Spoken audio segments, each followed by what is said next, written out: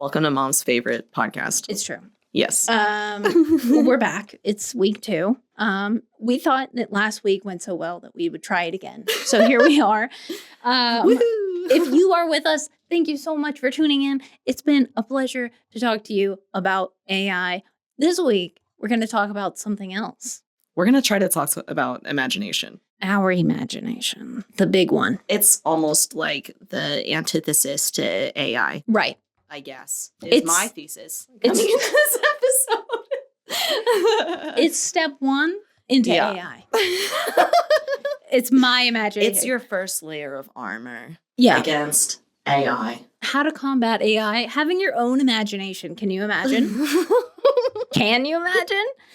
Can you? You can work on it. Right. Let's learn what your imagination can do for you this week. Okay. But first of all, we need to talk about KPop Demon Hunters. KPop Demon Hunters. Because we watched it together. Right. Well, because you watched it first. Yeah. And then was like, this has got to be a must-see situation. Everyone else in the world also thinks that. Well, I wasn't sure if it was going to show up on your internet Netflix. Atmosphere. It was already on. Okay, so I follow a lot of cosplayers, right? Yeah. Because, gamer stuff. Mm-hmm. Okay, fast forward. KPop Demon Hunters comes out, and then literally no one can keep their boner intact. It's all out loud, big time. Yeah. For this movie. So I really appreciate just a good old movie. Yeah. They're Everything doesn't talking have about to be a show. sequels already, and I'm like, we don't need that. We can do something else. Yeah. I don't know. Let everybody everybody on that project move to another project. That's what I'm saying. And let people make their fan art and have their moment, but we don't have to rapid respond to the first week of turnout. Right. Not every movie needs a sequel. And I need the Marvel Universe to understand that. Okay. Oh, but it makes so much money. I know, but stop. Oh, but it's so much money. Can you imagine just shutting up for a second? I really enjoyed it. Yeah. I was surprised at how much I enjoyed it because I have my animation is not my favorite medium. Okay? Yeah. And yet I always feel like bringing up animated content to you. Yeah. I think you're trying to change my really mind. Good storytelling. Yeah. Damn, it really sucks that this is kind of your least favorite. You would like delivery this story. Right. Yeah. I think you would like some of the things they did here. Yes. But it is animated. Can you handle that? And the answer is almost never. Okay. But here's the thing. Okay. I appreciate that you started with me. I'm liking, so here's two different things. So the K-pop Demon Hunters, right? Yeah. I have 2 aversions. One of them is animation in general, and the other is claymation. If you've seen the media, which we won't spoil. Yeah. If you have seen K-pop Demon Hunters. Yeah. It is claymation adjacent. Yeah, it's like an interesting blend when you're watching it visually. It's very I think it's part of the movements. Doll-like. The way the movements will settle. I don't know the official words for it, but it's kind of like they'll stop on certain key frames, but they'll do a really swift gesture in between them. I feel like that speed of start stop kind of mimics a lot of claymation styles. Yeah. Which, yeah. But what is it about? I'm just so okay. What is it about claymation that messes you up? Well, here's the thing: is that there are a lot of practical effects done in the 80s, 90s. Yeah. That were done in a claymation style. That weird face melting type thing. And that always and I've been introduced to horror movies way too young. So my understanding of really gross body horror is kind of informed by claymation. That makes sense. It's almost like it's the visual language kind of formed that connection in your brain. So I every time I see something even kind of remotely in that style, I immediately am unsettled by it because that's kind of the frame of reference that I was given. Yeah. And I think it can also produce an uncanny valley. It's very uncanny valley. Yeah. Even Fantastic Mr. Fox, I remember everyone talking about the incredible quality and the amount of frames and movement, but as a viewer I was I think it's Maybe I'm seeing too much movement. Yeah. And also, I'm not sure if it's really worth everything that you did because, like, the shifting of the hair is still catching my full attention. Yeah. You know, like, it's animated like a zombie. Very much. Very much. It's undead. This is inappropriate. The good news is... giving you shouldn't have done that. I don't know. The good news is that K-Pop Demon Hunters... As much as it does kind of have that like weird claymation she feeling, made it through. It really was good, and like, I think that they did a really good balance with the art style in that they were able to kind of like to deify so much of it that it didn't offend my sensibilities. That's what I live for, because maybe that's why I wanted to, like, that's one thing that I commonly like to show you is stuff where I'm like, they did something a little weird but so skilled. Yeah. Yeah. And like people getting really excited about certain like visual effects and scenes and things that just made them the most pumped about the movie. And then I saw all of the animation crew like responding and being like, thank you so much, because that was like one of my favorite parts. And I'm really glad that it became like direct feedback between the people who made it and the like immediate fans. So I was like, that's awesome. People with TikTok accounts who were like, oh, I voiced this character, or it's like, oh, I animated this sequence, da, da, da, da. Or I really, you know, like, this is what we were thinking about when we were doing this and this and this. And Sony took a massive risk on something like this, right? Because I didn't realize it was Sony. Well, we're used to Disney. Disney, from what I know, kind of deliberately takes the rights from anyone who works on the work. So God forbid you made any personal choices on that project. And now all of those personal choices are the intellectual property of somebody else. The Disney animation like sinkhole is just a really interesting example, because I think people, they're not thinking about this person's like rights. They're at all. Exhausting any resources towards making their life easier. You're right. That's the really refreshing part about this whole like K-pop Demon Slayers thing is Hunters. Sorry. Demon Hunters. Although it had big Slayer energy, in my opinion. And as someone who loves Buffy, I really liked that. I thought it was like campy enough. It was so cute. Because I liked the story a lot too. Like, but like that boy song. Yeah. The like first Saja Boys song or the whatever. Soda Pop song. I'm pretty sure it's the Soda Pop song, where people are literally debating about it. At least I'm seeing the side of the debate where people were like, I'm sorry, I thought that this song was literally made to be bad. That was how I read the movie. Right? I interpreted it that everyone this was the first most subpar song that they introduced to set the standard that the boys don't have to do as much as the girls in this world to succeed. And then the entire real world went, you know what I like? That. You know that thing that those boy song. Did? The girls who are like opposing the Saja Boys obviously have to be like, we don't like it because we don't like those boys. That's like fair, you know? And then the rest of the world is like sheeple energy, I guess. So they're just like, wow, boys are dancing. So they love the song. I like it. Yeah. And then they keep having that little like quip throughout the thing where they're just like, well, it is really catchy. And I'm like, arguably that's maybe the position of the movie is like, unfortunately, it's kind of catchy, but I didn't think so at all. And I think that considering the entire rest of the point that was made in the movie, it's like a little unfortunate to watch the fan base just go head over heels for like, it's like, you guys are doing the thing that the movie is saying you should But what offends me is like, without revealing like more film context, the people who are really like on their knees for these Saja Boys nonsense seem to be forgiving all of their context as characters. And like, that's one of those things where I'm like, if you're really committed to this ship, I think you have to draw it yourself. Draw it yourself so that you can have some reflecting time. Is this a good idea? Or am I hard right now? Literally. And then if I'm repulsed by the drawing afterwards, it wasn't. Yeah, it just needed to happen in the moment. It was just for me. Right. Yeah. Exactly. And that's kind of where I'm at. I'm like, okay, and if we're still feeling it at the end, then it was valid. However, my intuition is that it won't be as cool as you thought. the time that you're doing that, where I think you get a bunch of underrated opportunities to like self-evaluate.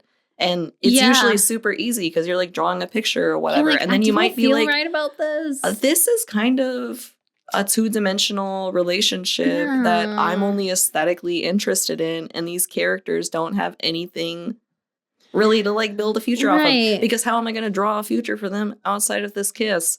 Well, the good news is that K-pop Demon Hunters is a very good movie, which we all know at this stage. So it's the #1 on Netflix. Wow. The soundtrack is also #1 on Apple Music and Spotify. Wow. So this is a huge and pivotal moment for animated media. But #2, it's kind of a departure from what we understand about animation, which is that it was pretty heavily dominated by the Disney Corporation. So now we get to have this really cool and progressive and different and global look at different kinds of media or whatever. And that's the coolest part about K-pop in general to me is that it's a lot of people's like entrance point into more global media. Very much. So like in 2010, 2009, when I was like a freshman in high school, I was really excited about K-pop because it was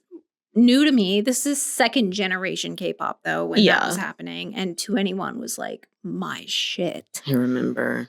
That was my like entrance to K-pop or whatever. And then through them, I've kind of like loosely followed K-pop for the last decade. But it's very interesting to me that like South Korea and America in particular have such a like handshake about K-pop. There's a lot more global relations involved and economics involved than I would ever guess. Like, I remember a time when it was still more niche and just like a little bit more of an alternative culture. And so that's what's interesting to me, like watching just a bigger like consumer audience, like people who wouldn't consider themselves alt in any way are now largely like way more informed and connected and like informed.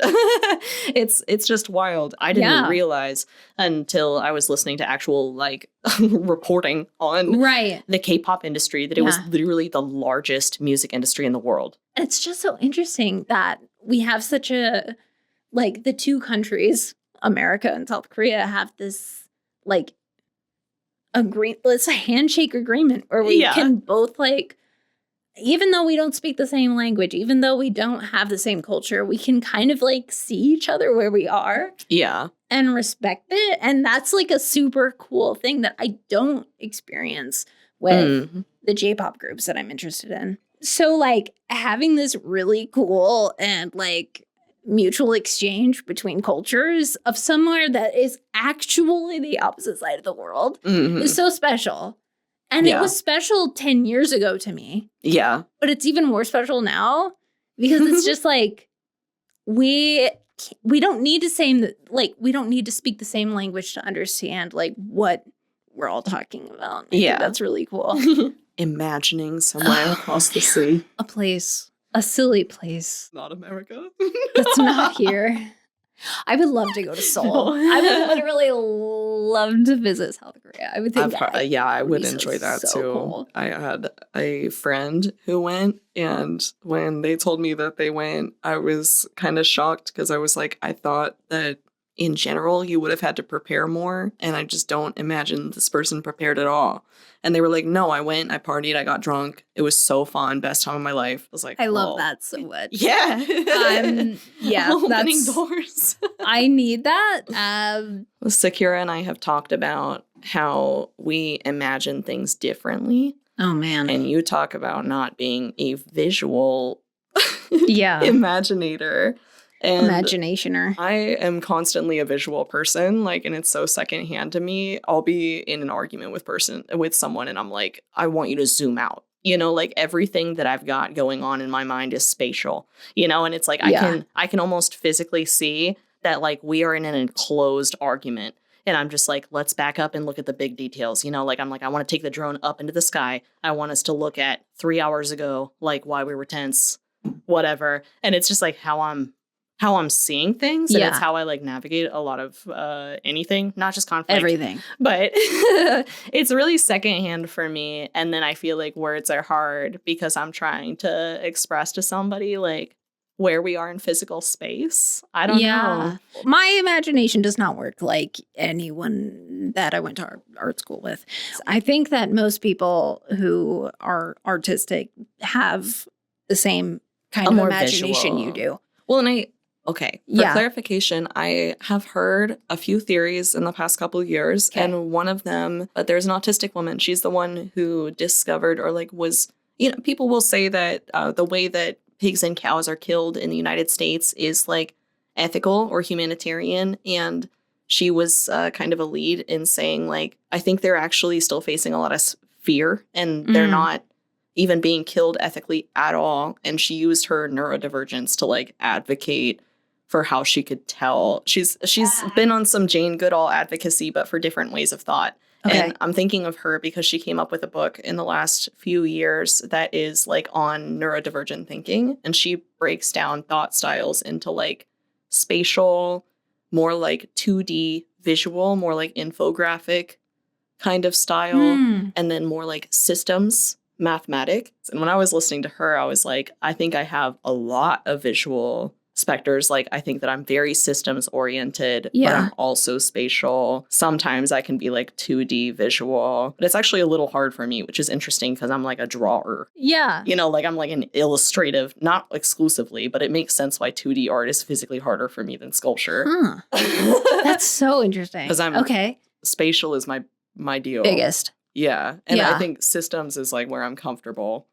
Right. It's a little bit more like controlled, but it's probably why I'm not a gamer. Okay. Yeah. Well, because what makes most sense to me, and that's interesting to think of like imagination and like a spatial relationship with a 2D relationship with like a 3D relationship. Like that's so interesting because like with me, I have such a like my perfect example of like how I imagine things is that episode of fucking SpongeBob where his brain is on fire. He's got all the filing cabinets, and then that's a bunch of little mini SpongeBobs running around, and they're freaking out trying to find this one file. Okay, that's what's going on in my brain. It's a very file system. So for somebody with a regular, and I do think regular. I do. And here's my, like, this is what I actually think. I think that most people can conjure images in their brain. I think that I'm an anomaly. And that most people who have the same kind of imagination that I do are that way. The way people respond online, I feel like people are acting like it's like crazy freak behavior. Literally, if you don't see pictures in your head, right? So that's my frame of reference, right? Okay, yeah. And so like, and I've accepted that it might be a little bit strange. Okay, but like for me, when somebody's like, imagine an apple. Okay, you're seeing an apple. And you're like, okay, I can see it in 3D. I know that. Okay. And we're going to imagine a fucking Honeycrisp. So it's yellow and it's got the stripes and it's red and it's got the little stem, but it's fatter than a normal apple would be. It's a little more wide, whatever. Okay. So we've got the apple. Yeah. What you're seeing is the image of the apple. What I'm seeing is a series of lists about every Honeycrisp I've ever seen. No, I get that. Okay. Very much. In a weird way, that's my system's brain. Yes. Like, I'm like, that's a real thing. That very much resonates with me. Then what happens if somebody asks me to conjure an apple is I'm immediately like, why are they asking? And I also have a file system. And partially I think that's because I'm like, but I do have the visual at the same time. Partially I'm like, artist. And so functionally I'm like, what do they mean? And then I'm also a facilitator and like an organizer. And we've done in a lot of like workshops that we've done about just opening your mind past marginalization. DEIA workshops, if you will, that have since been canceled. We had like a really common exercise of asking the people in the room to all imagine a tree. And then showing them that they all imagined a different tree by asking people to describe their tree or whatever. That exercise always stressed me out because I was like fully aware that the second someone asks me that, I'm like, what's the function of the tree? Yeah. You know, like, what kind of tree do you mean? And literally. well, I'm like, well, it could be all sorts of things, but I do have the function need specifics. of a picture of a tree can materialize in my face, you know? No. So, like, I only know tree. There's one right there. You know what I'm saying? Like, and that's my frame of for everything. So, so the very first day of art school, okay, I walk in. My professor, Hugh Merrill, fantastic human being. He has since lost all of his ability to like understand faces, so he has no idea who I am. Every time I've ever seen him in the real world, I'm introducing myself to him for the first time. It's actually really upsetting. Yeah, it's sad. But he introduced us to art school by saying, I want you to imagine a birdhouse. And everybody thought of the same thing.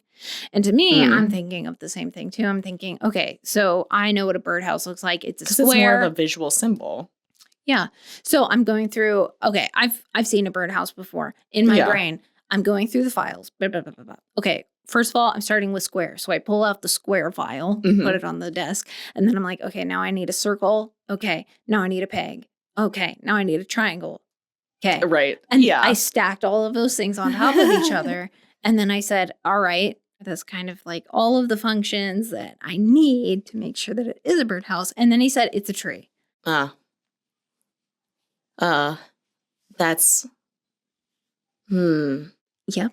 And then my brain turned off. Yeah. What? So then, what was supposed to be the point of that? He was trying to get us to understand that.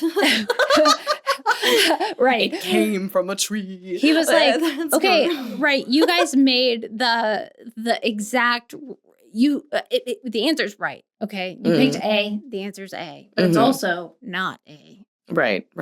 Because and so he's like, let's think about like birds in the wild. Like, we're not thinking about us as human beings understanding a birdhouse. I want you to understand that like a bird's house is a tree. I want you to understand that like birds fly as the You even got me that entire time. Like that whole story, I was not even thinking about that perspective. Literally. And so then I was That's sitting why there. I'm against art school in some respects. Which is not even true because I'm like pro art school. I'm like, you should have an environment to explore. But I'm also like, if they're going to confuse you on purpose, it's not helpful learning, in my opinion. Like, okay, well, you asked for something extremely specific and my understanding. Said shame. Yeah, and then he was like, you didn't understand. It's a trick question, you idiot. And I was like, wait. Oh, so it's a tree.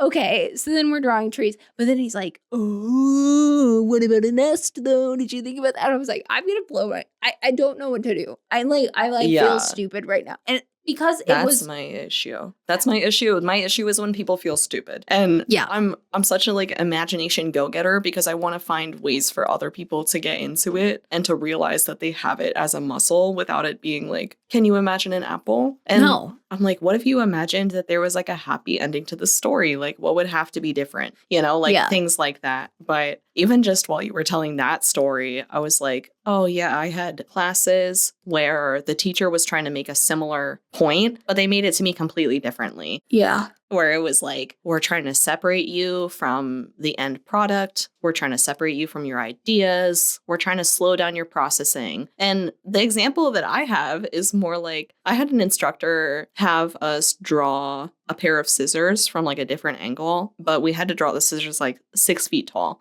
He didn't tell us that we were going to have to draw it from like several different angles. So the first time he had us draw the 6 foot tall scissors, we were really focused on doing them well. Slowly over the day, like he didn't tell us how many times we were going to have to redraw on top of our ghost drawings. Because we were working with charcoal, so you could kind of wipe it away, but you saw the residue. Yeah. But it's like what was happening to us is we were like breaking down a little bit of ego. We were having to say goodbye to something that we had just worked on really hard for like the last 45 minutes. And it was kind of a delicate exercise. But we were also still just looking at the angles of the scissors the whole time, you know? So there was like a separate learning circuit where we're just observationally drawing. And he was trying to show us that scissors look different in every context. But to me, that's a lot more poetic because it's more accessible.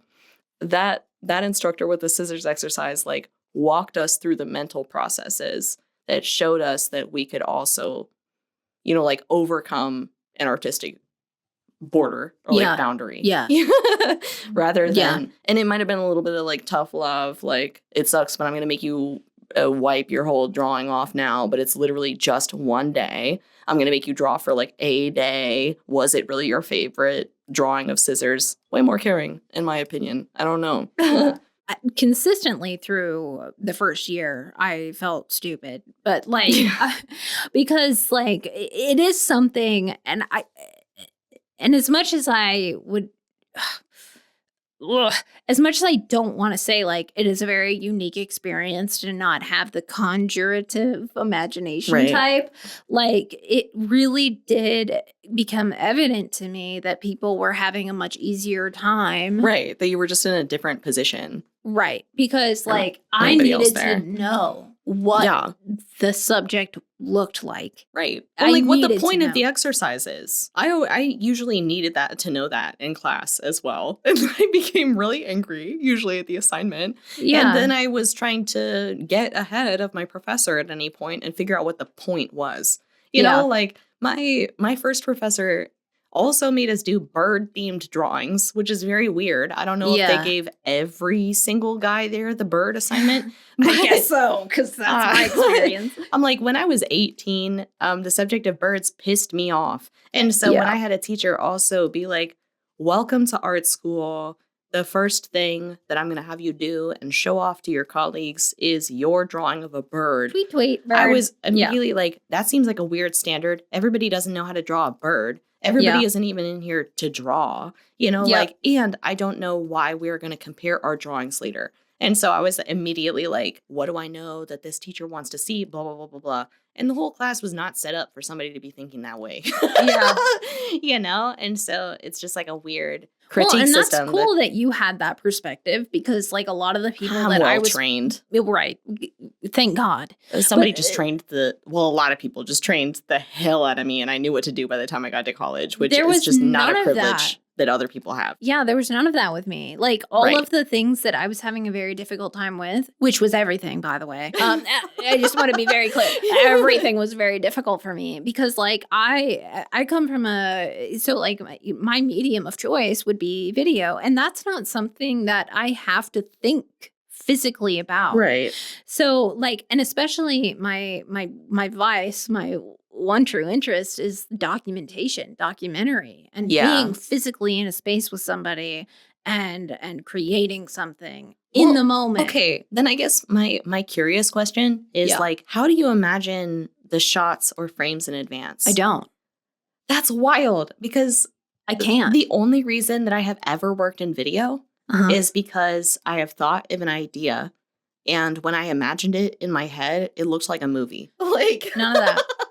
Well, okay, so let's use... here I am just being like, that's crazy. Right? Right.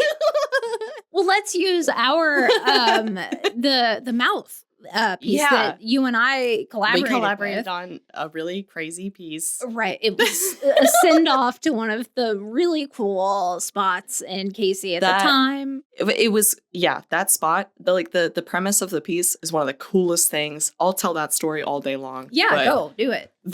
So the spot itself, like it was called Vacant Farm. Vacant Farm. I know. God, I bring it back. It was essentially a abandoned factory that had been repurposed into an art space and a venue space. Like total variety show makeup. Extremely. But there was also studios. Like rentable studios within the same building. There was a kiln. It was huge, but it was very DIY, like very punk. Extremely punk. Yeah. That was a very awesome sentiment that I'm so grateful for in retrospect, like especially looking back now and knowing like how things have shaken out for, you know, artists coming up after us. Like we were an extremely privileged group of people. We had a lot of access to experimental spaces that just like don't exist anymore. Because they can't, right? Yeah. Like the way that the city has grown and the way that things have kind of developed around us, like we won't ever have those kinds of spaces ever again. It's expensive. That's really upsetting. But we all shared, which is like the biggest benefit of some rundown Midwestern like mini major city is the accessibility and the way that you can be just like somebody with an idea and maybe afford it. Yeah. Which is just not. There was like I had an entire floor of a warehouse for $50 a month. Right. That I could do whatever the fuck I wanted in. And that is a privilege that, you know, we're just not ever going to see in this part of our country ever again. But also, like, it was just a very cool part of time. So this vacant farm was a space that was being sold off. And as a send-off, they were having a funeral-themed exhibition where several artists were commissioned to do performance pieces, art pieces, and etc. Yeah, there were like full installations there. And then like I was one of the artists who was asked to be like a performance artist, like stationed kind of near the visual arts exhibition. And then there were also people who were like puppeteers. Like there was a stage area where people were doing a live show, but we had a whole like funeral, reception, the food, whatever. And when I was looped in, I was told that there was already going to be a couple performers. Like somebody had already kind of taken the role of being a public wailer. Because we all just kind of got together, like I was looped in and they were like, we're having a funeral for Vacant Farm and we love your work. We would love for you to like come up with something. Yeah. You know, like we're having a funeral for an event space. So somebody's making an altar to Britney Spears that's going to take up an entire wall. Yep. And someone else is going to be wheeled around on a crew cart like type deal. And they're just going to be loudly like screaming and woo. Yep. You know, like through the space. So come up with something to work with on that. Yep. You know? And then I was trying to make like more crowd engagement art. So I was trying to like fit an idea into that. But I was not on stage. I was like integrated in with like the food corner. and whatever. Yep. And I was like, hey, Sakura, I think we need like an active view lens. Yeah. I was experimenting with being like a solo performer in like a very different context than I had done before. At that point in my like artistic fucking career, I had been very interested in performance art in that I could be part of the performance. So when you were like, this is something that needs to be a spectacle. Like, I need you to draw attention to me with your body language. I was like, so my idea, was that I was going to be similar to a public whaler, but I was going to have like a station in the corner and I was going to be crying. I was going to be like spotlit because my idea was that I was going to be crying like dramatically in the corner, but I was going to be putting in artificial tears the whole time. Like the whole thing was going to be really manufactured. Yeah. And I was like, how are people going to know that they're supposed to respond to this? Like I'm doing it on purpose if it's not being watched. So the camera person has to be the performer to like let people in. Well, that was a very special, and it's special in more than one way. A, to me personally, but A to me personally, B to the P's, because like unlike a lot of the other performances that I documented, because that was something that I was doing pretty consistently at the time. But unlike the other instances, my presence changed the context of your body. Yeah. And that was something that I really responded to because like that was a good idea. It was really that's a point that needs to be made again and again. Actually, I think. Well, because it was so and for me, like in retrospect and watching it back over the years and like seeing like how it engaged people in a totally different way and it made and it was so it's interesting because it made you not a person anymore. Yeah. And I was really into that. Yeah. At that point in like the art that I was making, I was like, I want people to physically understand that they are objectifying me. Yeah. And I needed to guide people through the experience of objectifying me. And I found it really fascinating. It was off the back of the projection piece you did with the roses. And it was off the back of the blood bed. And it was like. And the funeral. I held my own funeral, which was definitely the precursor. And I literally tried to physically bury myself on campus. Yeah. But after that, I was like, I need my participants to be more aware that they're watching a performance. Like, how can I do that? You know? And it's weird because when we were doing that performance in general, I was self-conscious in advance. I was like, I knew frankly, the I funeral felt like or the one at Vacant Farm? the Vacant Farm funeral. I was pretty self-conscious about my ideas. Like, I knew that our premise and like what we were going in for was interesting, but I was not confident about how it was going to be received or how it was going to fit into the room or the group at all. And then when we were doing the performance, I felt like people were really, like, I was sitting in a chair in the corner and I was spotlit, like I was on a stage, whatever. But people were really avoiding the area until Sakura actually was like getting in my face with the camera and like really engaging with me. And then the way that people loosened up when they were engaging with me was actually crazy. It was immediate and it was voyeuristically. It was wild. It was not what I expected at all. They all of a sudden realized that they might be part of a thing.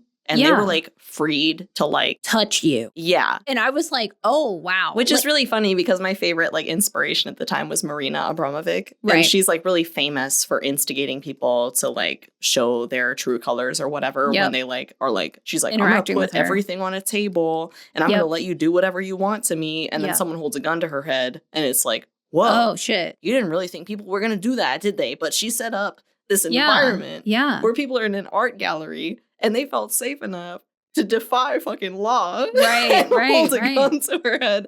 I'm like, that's a boss, you know? Like, she did a good job. But also, it's really weird when you see it being successful in person and then you're like, oh, actually, that was like the most poignant part of the whole piece. Like, I was not wrong about that. And that's the coolest part is that, like, and I think this goes to, it's a testament to both of our different ways of understanding, like, what's possible as far as the imagination is concerned, right? Is because, like, when I'm going into this situation, I don't know what you're going to look like. I don't know how I don't know what everything, I don't know where. And luckily you didn't have to, apparently. Right. Well, and that's the thing. And so, like, and then I walk into the situation not knowing how to film you, what to film, what's going to be important. And we didn't even talk about it. Like, from what I remember, I don't think we had time. We were from just what like, I remember. I'm going to cry in the corner and it's going to be like this. And I was like, okay, great. And then for a while, I stood back because I wanted to document, like, the people interacting with you to see if they would. They did not. The minute I got up in your shit, because I got really dumb close to you. But that's kind of like, but that was like my art practice at the time too, was that like, I was like, I had been doing a lot of following people around very closely with cameras at that point. And so I was like, I'm going to get all up in your shit. And then the minute I did that, people started getting crazy close to you too. But like with their own cameras. It's permission. Yeah. And so like it became like I don't know what we did right, because we clearly did something right. And the fact that like they saw me as their peer and not someone part of the performance, which I think made it possible to have that kind of interaction. And you're right to say, like, well, when I'm thinking about video, I'm thinking about this frame and how that's going to interact. I had no idea what I was getting myself into. And so, like, when I'm starting to notice that there are people just as close to you as I am, in that it's like, moment, how is anything going to even fit? I was like, this is amazing. Like, this is like, and for me, it was really cool. I don't know. It's like creative decision making on the spot. I couldn't, like, I remember feeling how fine, could you possibly, to be fair, at the performance. Okay, I was impressed. It went way better than I expected. It went I was so feeling good. So low before that shit. It went so good. Like, I couldn't have asked for a better outcome than what happened. And like, I think I have like, maybe my hindrance is that I'm always trying to predict what's going to happen to like a really excessive extent. And I know that that's where I'm successful, you know, is that people like really like that excessive aspect of me. They like that I can see like almost into the future. I know it's just not sustainable. And that little like project or whatever was interesting because I feel like I was just too tired at the time. Like I did not have the energy to really care. It was very much like the show just has to go on, you know, like I've got to do something, even if it's not perfect. I had this idea about like the gaze, and obviously I think it was almost like subliminal, our connection on it. Yeah. Where I could just be like, you know, who gets this is Sakura for sure. Yeah. So I'm going to talk to her exclusively or whatever. But it it was on the money. Well, because it was like something that I was so dedicated to at that point in time too, where it was like this voyeuristic aspect of the way that I was doing filmmaking at the time. And it's something that I'm still really interested in as an art practice. But like in that point in time, I was doing performance pieces with people who were like fucking bleeding out loud, or I was with people who were totally naked. I was with people who were just like, and so I was exploring the idea of this voyeur and this type of viewership that like private things that you only usually see elsewhere. Yes. Because I was on that beat. The respect and it's the lack of respect and the respect for somebody else's autonomy. And I was really interested in like what that means in the context behind a lens. And we were totally hearing each other at that point in time. And I think a lot of the art that I respond most to and things that like really inspire me are in that way, where it's like I need to find the story within the now. Yeah. I don't feel like I have that conversation with a lot of other artists, because like I think a lot of the time people have an understanding of like what they want to see. They have a plan, they have a vision. I don't have anything going into anything. And that is a very specific example of the two of us having our expectations totally. But it literally worked because you needed to be adaptable on the spot. Yes. If we had been going in there trying to get certain shots and like tell a certain story with the finished like video in mind, it would have been a really different, you know, like act all together. Yeah. And you might have literally hit like a ton of roadblocks with people engaging with the work, which was the point. Yeah, exactly. You know, we were just like going into the night being like, I hope that something interesting happens. You can't test that in your mind infinitely. And at some point you got to put it to play. But what was interesting was that when they knew they were part of the performance as a viewer, with me standing behind them as part of the crowd, they felt less obligated to interact with you. Once I was up in your shit, they felt more obligated to interact with you. We just moved the barrier. Yeah. And that was really interesting, because then that added another layer to that weird voyeuristic point of view that I was talking about, because it was like, once you're the subject of the voyeurism is uncomfortable, but once you can be the voyeur, you are fully comfortable. Like you were using a camera setup. This wasn't on a phone. No. You know, like if this whole performance was on a phone, I think it would have been coded really differently. Like, at the very least, they were probably like, oh, it'll look more interesting if I'm also up in this performer's face. Like, I'll make the footage. Even if they had no reason to get in my face, like they probably thought that they were just helping the art along, which is like enough engagement, because it still means that the camera communicated to them that they are part of the act. Yeah, you know? Literally. Having known that, like, as somebody behind the camera, I'm not supposed to be there. Like, I'm supposed to be not seen. Invisible. Right? Right. And for me to have a neutral gaze, can you imagine? But then, like, in the normal atmosphere, I would not be part of this performance, but forcing myself into it and then forcing other people to reconcile with that made them more comfortable with the fact that they were, in fact, being that role too. They're involved. As watchers, you're involved. Even if they didn't have their camera, even if they had watched me from a distance doing that, like that made them part of the situation. I mean, I think a camera is an interesting like tool there, because if it's on, people are going to feel a little bit more accountable to like an invisible other. Yes. Even if it like